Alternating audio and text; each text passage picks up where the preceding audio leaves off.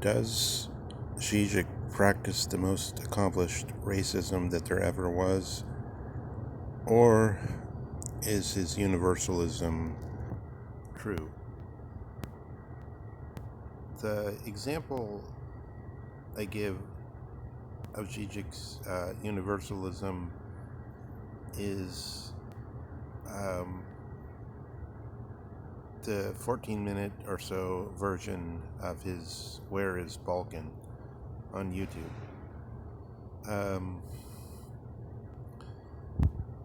I think what he's doing with that is saying something along the lines of what he usually says with this Hegelian attitude that there arises in different places forms of the universal human being, and he's been thinking about Balkan all his life, apparently, in somewhat the attitude of Edward Said, in the sense that supposedly Balkan is the place where the negative form of the Middle Ages persists, that women are raped and they like it, to use one of his examples, on this side of Slovenia, the Balkan side, whereas on the other side, they would leave the husband in some style of Ibsen's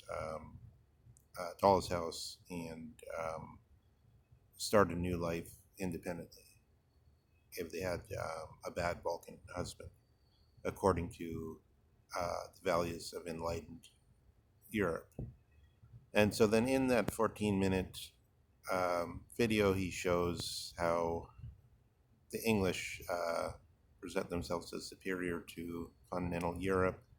and the confusions in The Hague, which he analogizes to the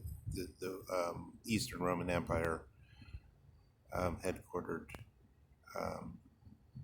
in Constantinople. And the whole thing is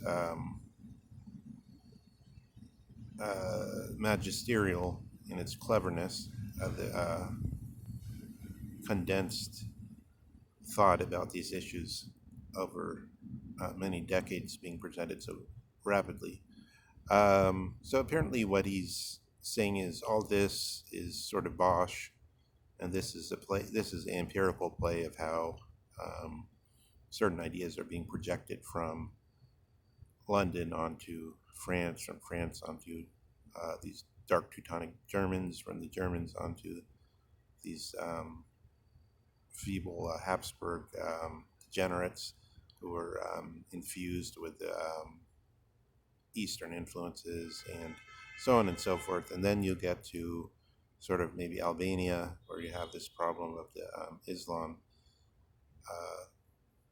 and not even Orthodox Christianity. From this point of view, we get to, briefly, what he's saying is sort of like in each of these zones, you have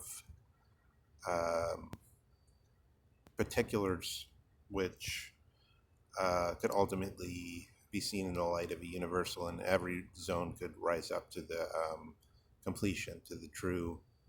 human stature, and the rest of it is just sort of obfuscation. Along the lines of, in the darkest,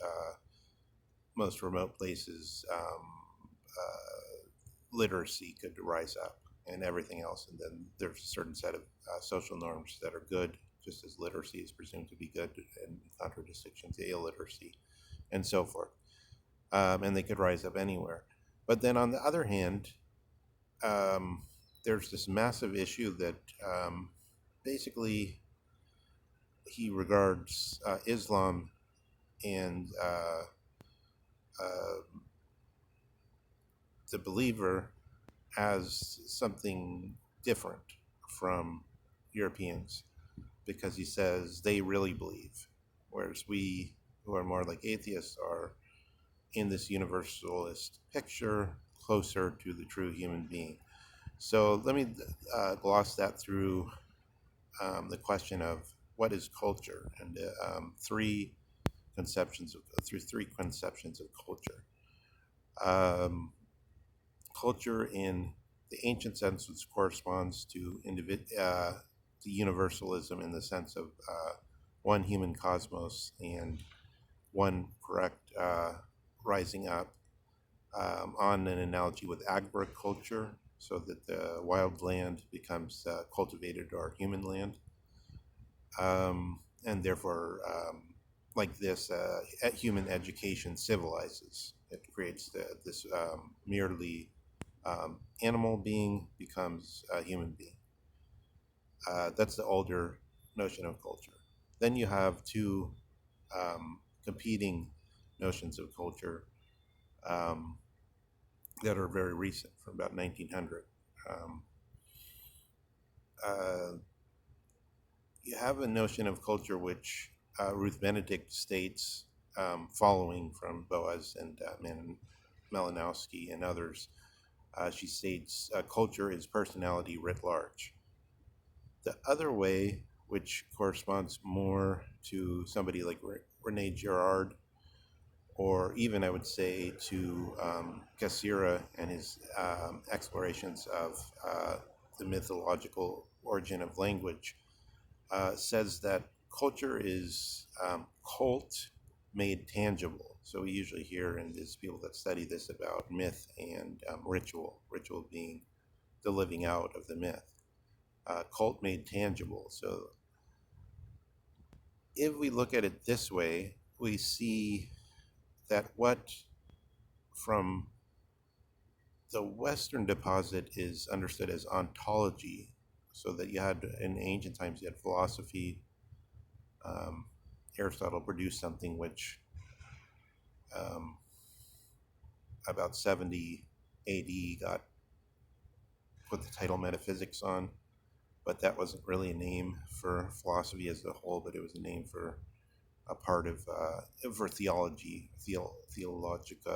and for the so-called prima philosophia in Aristotle. But then around in the Middle Ages, this name, metaphysics became somehow a general name for philosophy, and philosophy sort of lost any exact meaning as wisdom or as the activity of the early Greeks, which I think is very well described by Ortega y Gasset, as this peoples who weren't doing this activity started wondering what these people were doing, and then they started calling them the philosophers,